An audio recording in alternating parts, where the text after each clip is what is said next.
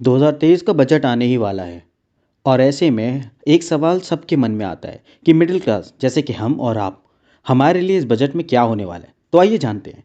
जैसा कि हम जानते हैं 2024 के आम चुनाव के रहते ये बजट खास होने वाला है और इस साल कुछ राज्यों में विधानसभा चुनाव भी होने वाले हैं।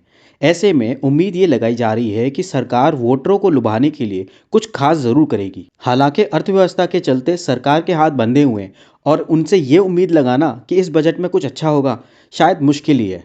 सरकार के जानकार बताते हैं कि अगर बुनियादी फैसले सही से लिए गए तो मिडिल क्लास को फायदा होगा और अर्थव्यवस्था भी ठीक रहेगी। तो आइए जानते हैं, जैसे कि होम बायर्स के लिए टैक्स में छूट में बढ़ोतरी, यानी कि अगर आप महानगर में रहते हैं तो अफोर्डेबल होम्स को 40 लाख से 70-75 लाख कर देना।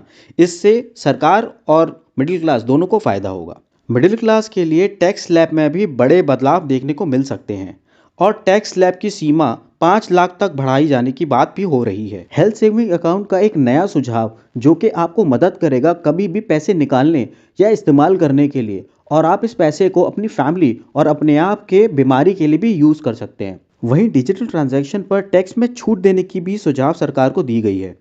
इससे सरकार और मिडिल क्लास दोनों को फायदा होगा क्योंकि हर ट्रांजैक्शन पर टैक्स कम से कम देना पड़ेगा। अब ये तो बजट के बाद ही पता चलेगा कि हमें इस बजट से क्या मिलता है। वैसे आप इस बजट से क्या चाहते हैं, कमेंट बॉक्स में ज़रूर बताइए। धन्यवाद।